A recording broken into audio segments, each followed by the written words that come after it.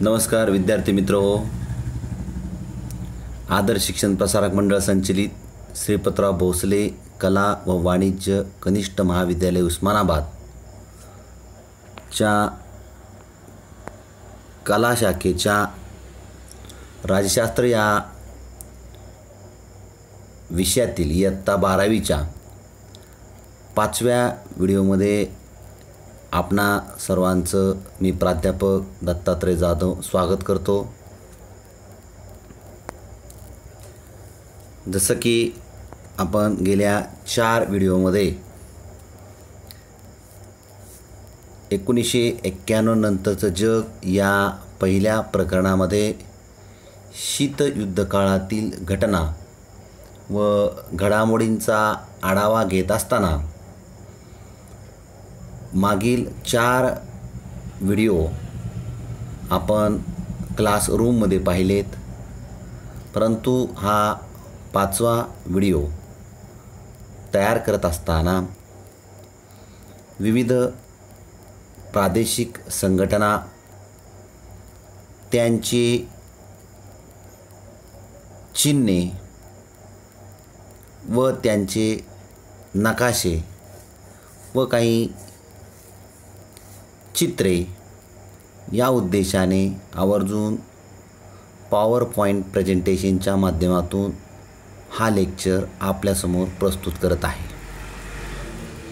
गेल्या 4 व्हिडिओमध्ये आपण शीतयुद्ध काळातील घटना व घडामोडींचा आढावा घेत असताना 5 मुख्य परिणाम आपल्याला दिसून येतात. त्यापैकी 4 परिणाम आपण अभ्यासले होते, जसं की युद्धाचा शेवट आणि नव्या राष्ट्रांचा उदय, तसेच एकध्रुवीयतेचा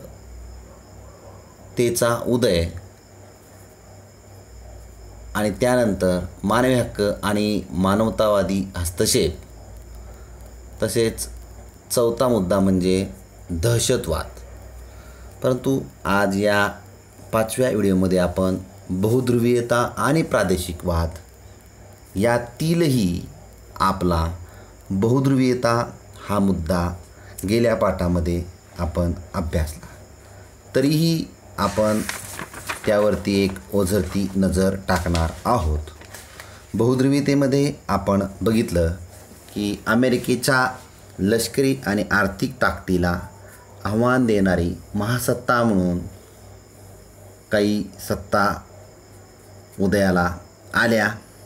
यामध्ये भारत, चीन, जपान आणि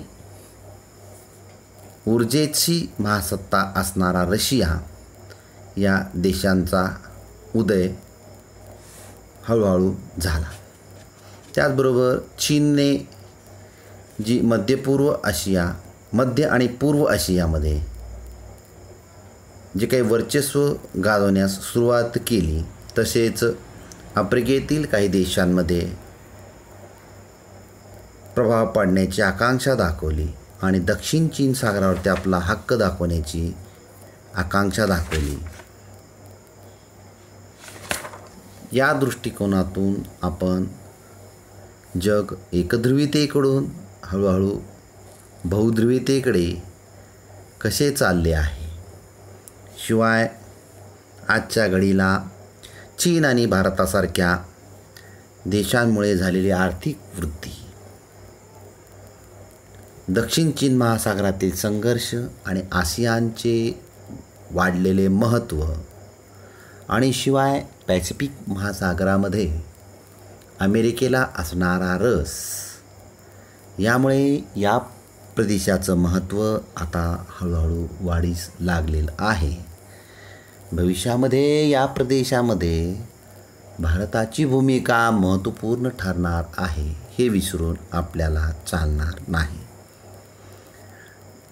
त्यामुळे बहुध्रुवीयतेनंतर प्रादेशिकतावाद काय आहे आणि शीतयुद्धोत्तर काळातील प्रादेशिकतावाद आपल्याला काय सांगतो, हे या आजच्या सदरहू पाठातून आपल्याला जाणून घ्यायचं आहे. प्रादेशिकतावाद हा तसा आंतरराष्ट्रीय संबंधाच्या अभ्यासातील महत्त्वाचा विषय आहे. एखादी प्रादेशिक संघटना तयार होत असताना, ती संघटना निर्माण होत असताना अथवा त्याचा भाग तयार होत असताना काही देश एकत्रित येताना दिसतात. हे देश कोणत्या घटकांवरती एकत्रित येतात?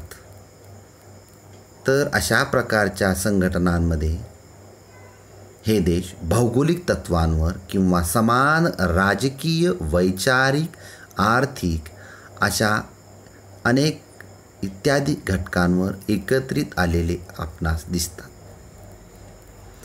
मात्र प्रादेशिक संघटना बांधताना भौगोलिकरित्या देशांनी जोडलं जाणं हे अतिशय महत्त्वाचं असतं. शिवाय काही व्यावहारिक आणि संसाधन संदर्भातील महत्त्वाचे मुद्दे या ठिकाणी ठरतात. यामध्ये दळणवळण, संपर्क व्यवस्था, ऊर्जेचा स्रोत, आरोग्य व्यवस्था यांचाही समावेश यामध्ये होतो. प्रादेशिकवादाचा प्रवास साधारणतः त्या सदस्य राष्ट्रांमध्ये घडणाऱ्या राजकीय संवादाने सुरू होतो. ही चर्चा पुढे नेण्यासाठी समान विचारसरणी किंवा आर्थिक हितसंबंध उपयोगास येऊ शकतात. राष्ट्रातील समान विचारसरणी किंवा आर्थिक हितसंबंध म्हणजे भारताची विचारसरणी आणि एखाद्या संघटनेमध्ये असणारे इतर देश असतील.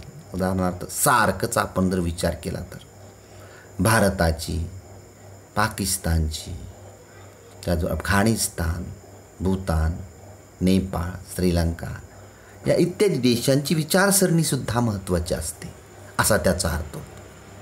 आणि ह्या सर्व गोष्टींचा जो परिपाक आहे चर्चेचा, यातूनच एखाद्या प्रादेशिक संघटनेची निर्मिती होते. प्रादेशिक संघटना निर्माण होण्यासाठी या सर्व गोष्टींचा विचार या ठिकाणी होतो. उदाहरणार्थ युरोपीय कोळसा आणि पोलाद समुदाय ECSC ज्याची स्थापना 1991 मध्ये झाली. तसेच युरोपीय आर्थिक समुदाय EEC स्थापना 1957 आणि युरोपीय अणुऊर्जा समुदाय युरोटॉम 1958 या संघटना स्थापन होण्यापाठीमागचं कारण जर असेल तर 1940 आणि 1950च्या दरम्यान आशिया आणि आफ्रिका मधील प्रादेशिक वादाने येथील देशांमधल्या राजकीय चर्चांवर लक्ष केंद्रित केलं होतं.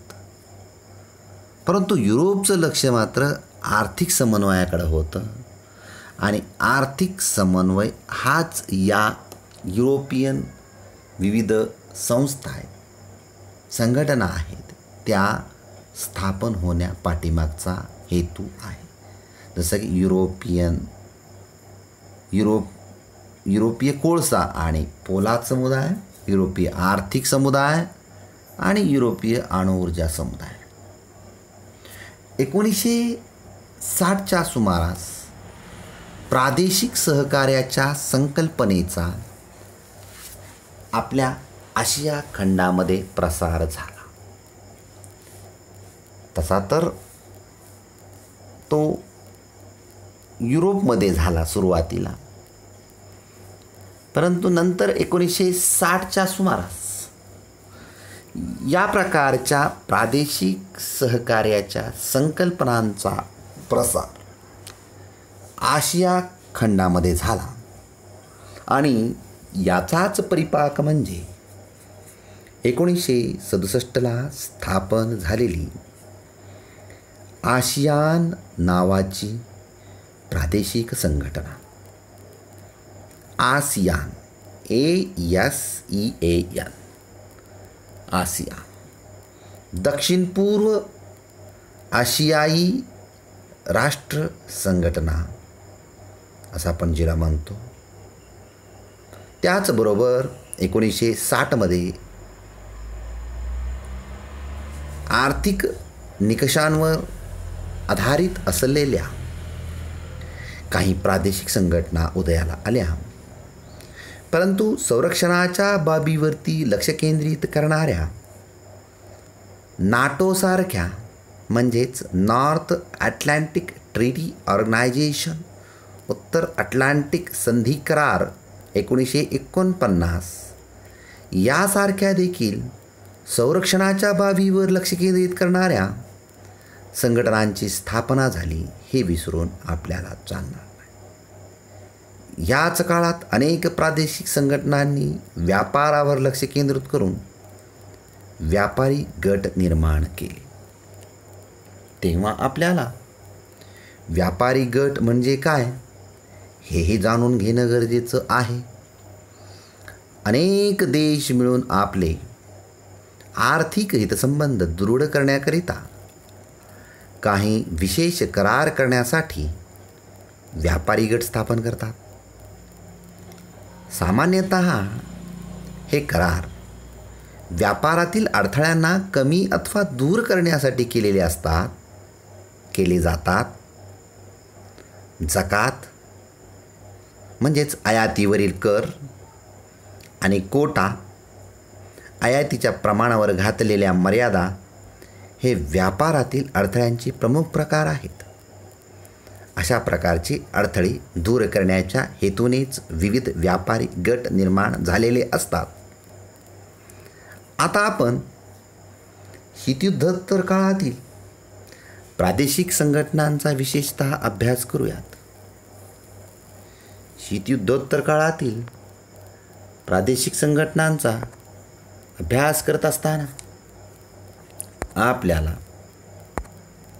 सर्वप्रथम युरोपीय संघ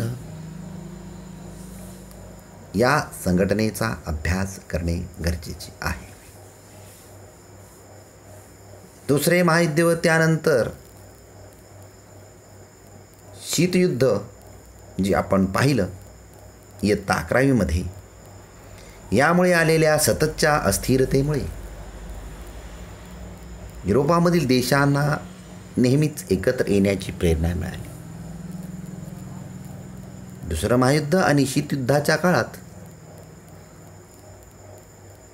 युरोपमध्ये एकत्र येण्याची प्रेरणा युरोपियन राष्ट्रांना मिळाली, कारण का तिथं सातत्यानं अस्थिरता होती. दुसऱ्या महायुद्धामुळे ही अस्थिरता निर्माण झाली होती आणि शीतयुद्धाच्या कालखंडामध्ये देखील तिथे अस्थिरता निर्माण झाली होती. यामुळेच येथील राष्ट्र आता एकत्रित येण्यासाठी त्यांना प्रेरणा मिळू लागली आणि यातूनच युरोपीय संघाची सुरुवात आर्थिक सहकार्य दृढ करणारी संस्था म्हणून झाली. आता युरोपला आपला आर्थिक विकास हवा होता. याच धर्तीवर युरोपीय संघाची स्थापना झाली. या पाठीमागची संकल्पना अशा प्रकारची होती की जेव्हा देश एकमेकांशी व्यापार करतील तेव्हा ते आर्थिकदृष्ट्या परस्परांवर अवलंबून असतील. त्यामुळे त्यांच्यामध्ये संघर्ष टळू शकेल. खरं तर जगामध्ये जेवढी काही राष्ट्र आहेत ती सर्वच राष्ट्र स्वयंपूर्ण नाहीत. प्रत्येक एका राष्ट्राला दुसऱ्या एका राष्ट्रावरती कोणत्या ना कोणत्या बाबतीत अवलंबून राहावं लागतं. जसं की भारताला खनिज तेलाच्या बाबतीत अरब राष्ट्रांवर अवलंबून राहावं लागतं. तंत्रज्ञानाच्या बाबतीत भारताला रशियाची, जापान आणि अमेरिकेची मदत आपल्याला घ्यावी लागते. तेव्हा अशा पद्धतीचा युरोपमध्ये परस्परावलंबनाच्या माध्यमातून तयार झालेल्या जो व्यापार आहे आणि ज्यातून त्यांचा संघर्ष टळला जाऊ शकेल यासाठीच युरोपीय कोळसा, पोलाद समुदाय आणि युरोपीय आर्थिक समुदाय या 2 संस्थांच्या अनुक्रमे 1951 आणि 1957 साली स्थापना झाली हे आपण बघितलं.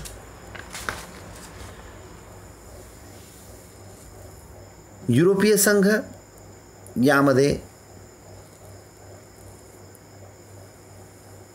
एकूण 28 राष्ट्रांचा समावेश होतो.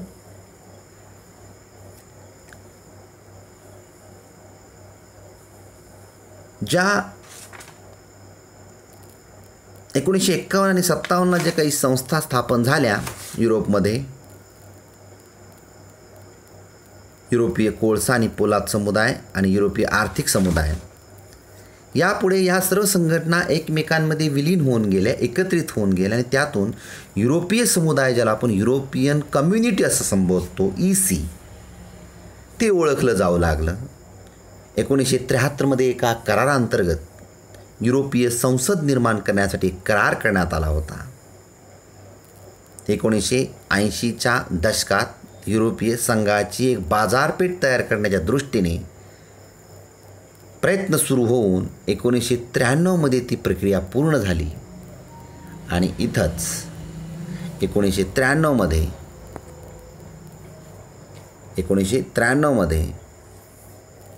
7 फेब्रुवारी 1993 रोजी मास्त्रिक्ट कराराच्या माध्यमातून युरोपीय संघाची स्थापना झाली.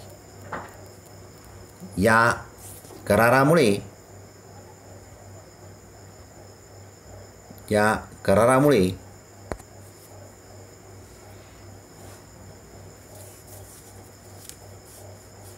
सहकार्याचा परीघ वाढला आणि त्यात अंतर्गत व्यवहार, न्यायालयीन बाबी, परराष्ट्र आणि संरक्षण धोरणाचा समावेश झाला. या करारातून आर्थिक पातळीवर एकीकरण होऊन युरो नावाचं एक समान चलन उदयाला आलं. हे युरोपियन संघामधील 28 देशांपैकी 19 देशांनी युरो या चलनाचा अधिकृत स्वीकार केला आणि जे 19 देश आहेत त्यांनी युरो हे युरोपियन चलन स्वीकारलं, त्या 19 देशांना एकत्रितपणे युरोझोन म्हणून ओळखले जाते.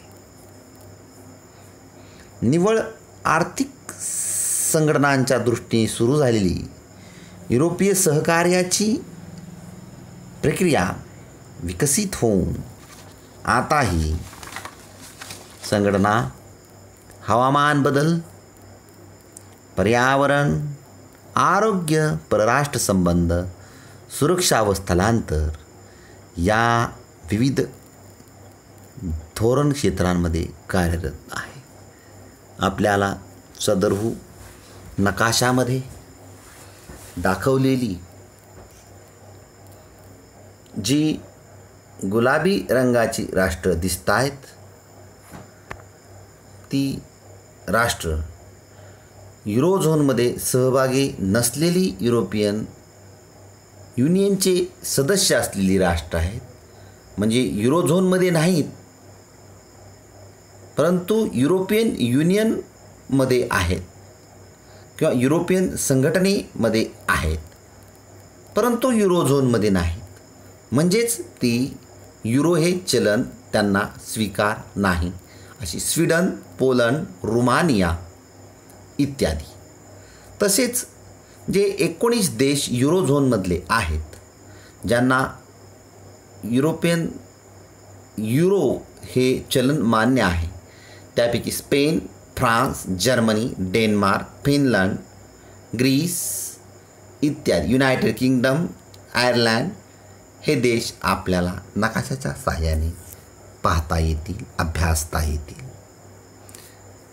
यानंतरचा मुद्दा म्हणजे शेंगेन क्षेत्र.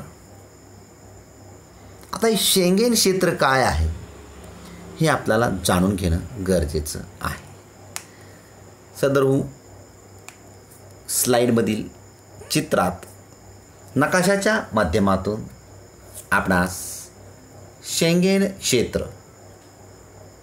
शेंगेनचे सदस्य नसलेले युरोपियन युनियनचे सदस्य, शेंगेन आणि युरोपियन युनियनचे असलेले सदस्य आणि युरोपियन युनियनचे सदस्य नसलेले शेंगेनचे सदस्य. आता सर्वप्रथम आपल्याला शेंगेन काय हे पाहणं खूप गरजेचं आहे.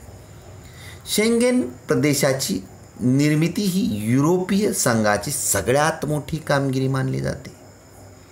शेंगेन करार हा 1985 साली केला गेला. जो करार लक्झेंबर्ग देशाच्या दक्षिणेकडील शेंगेन या खेडेगावामध्ये करण्यात आला, म्हणून याला शेंगेन क्षेत्र किंवा शेंगेन करार असं म्हणतात. ज्याद्वारे सगळ्या सदस्य देशांमधील अंतर्गत सीमारेषा नष्ट करण्यात आल्या. यावरती फ्रान्स, जर्मनी, बेल्जियम, लक्झेंबर्ग आणि नेदरलँड या 5 युरोपीय राष्ट्रांनी या करारावरती सह्या केल्या. शेंगेन विजा हा युरोपमध्ये सर्वत्र वापरला जाणारा विजा आहे. विजा म्हणजे एका देशातून दुसऱ्या देशामध्ये जाण्यासाठीचा परवाना. शेंगेन प्रदेशांतर्गत सीमा नाहीत. या प्रदेशात न केवळ युरोपीय राष्ट्रांचे सदस्य, परंतु युरोपियन संघाचे सदस्य नसलेले व्यापारी आणि पर्यटक हेही एका देशातून दुसऱ्या देशात सहजरित्या व मोकळेपणाने प्रवास करू शकतात. हे शेंगेन विजाचं वैशिष्ट्य आहे. म्हणजे शेंगेन विजा वापरण्यासाठी फक्त युरोपीय संघाचं सदस्यत्व असावे किंवा त्याच देशातील सदस्य असावेत असं नाही. ते सदस्यही चालतील, परंतु सदस्य नसणारे व्यापारी, इतर देशातील आणि पर्यटक हेही एका देशातून दुसऱ्या देशात सहजरित्या मोकळेपणाने प्रवास करू शकतात. जसं की भारतातील एखाद्या व्यक्तीला शेंगेन विजा मिळाला तर तो या विजाच्या आधारे युरोपातील या युरोपीय संघाच्या सदस्य राष्ट्रांमध्ये पर्यटक म्हणून किंवा व्यापारी म्हणून प्रवास करू शकतो. या प्रवासात त्यांना तपासणी आणि चौकशीला सामोरं जावं लागत नाही.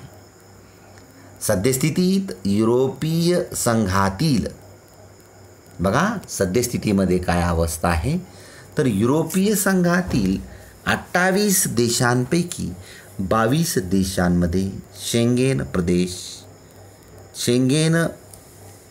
22 देशांचा शेंगेन प्रदेशाचा भाग म्हणून उल्लेख केला जातो.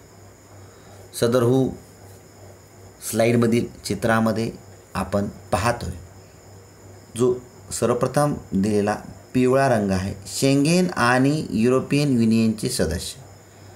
म्हणजे शेंगेनमध्येही आहे, करारामध्ये सहभागी आणि युरोपियन युनियनचाही सदस्य आहे असे Spain, Portugal, France, Germany, Poland, Finland, Sweden इत्यादी.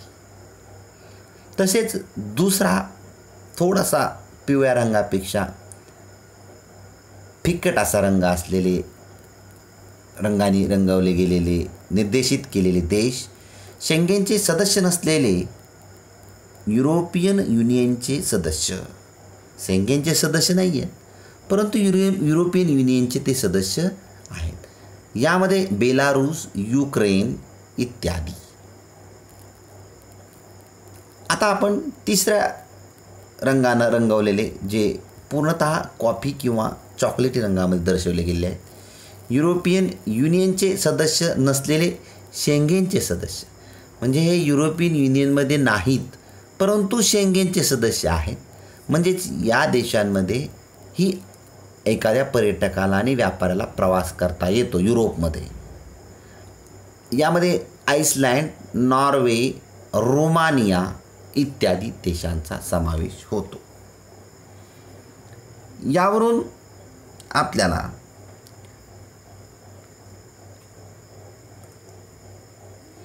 हे पाहावयास मिळते की युरोपियन युनियनचे कामकाज पाहत असताना आपल्याला युरोपीय महासंघाचं कार्य कशा पद्धतीने चालते हे देखील पाहणे गरजेचे आहे.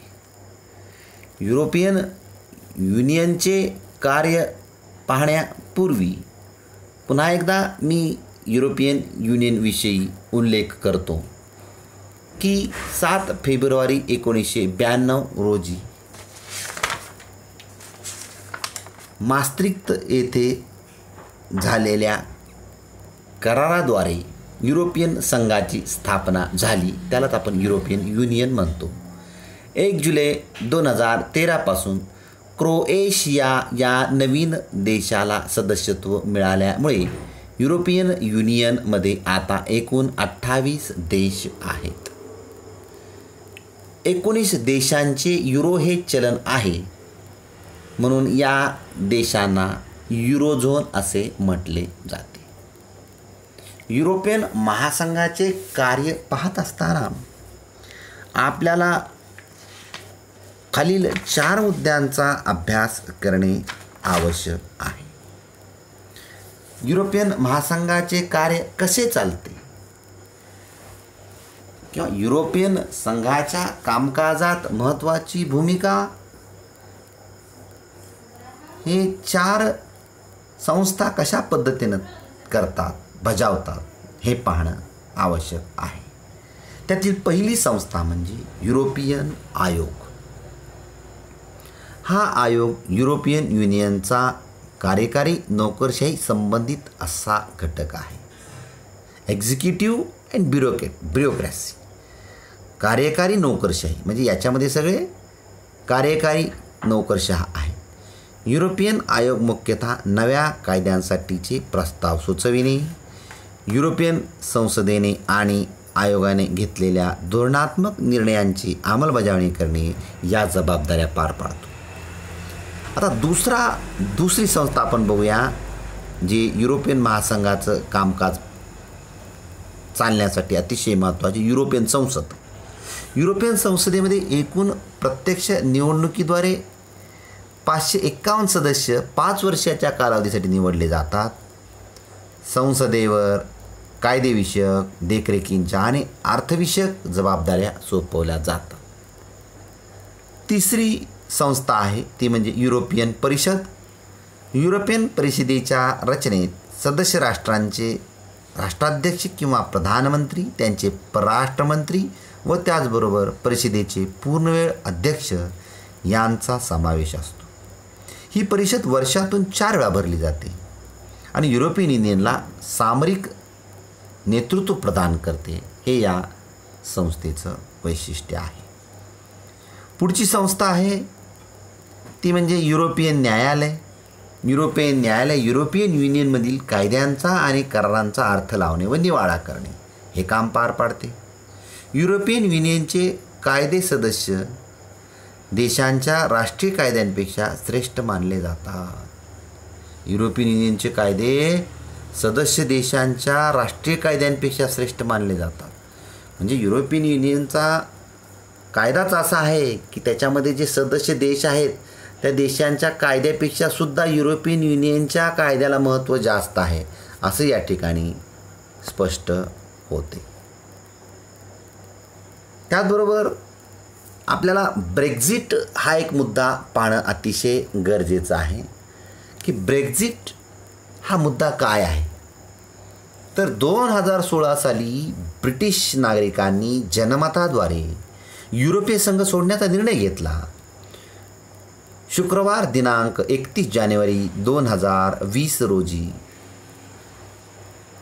मध्यरात्री युनायटेड किंगडम म्हणजेच ग्रेट ब्रिटनने औपचारिकरित्या युरोपियन युनियनचे सदस्यत्व समाप्त केले आणि जे सदस्यत्व समाप्त केलं याच प्रक्रियेला ब्रेक्झिट असं ओळखलं जातं. ब्रेक्झिट हे ब्रिटिश राष्ट्रवादाच्या बाजूने मांडले गेलेले एक आग्रही मत आहे. राज्यसंस्था ही संकल्पना आजही आपलं महत्त्व टिकून आहे हे यातून सिद्ध होतं. या अनुषंगानं आपण ब्रेक्झिटविषयी चर्चा करू शकतो.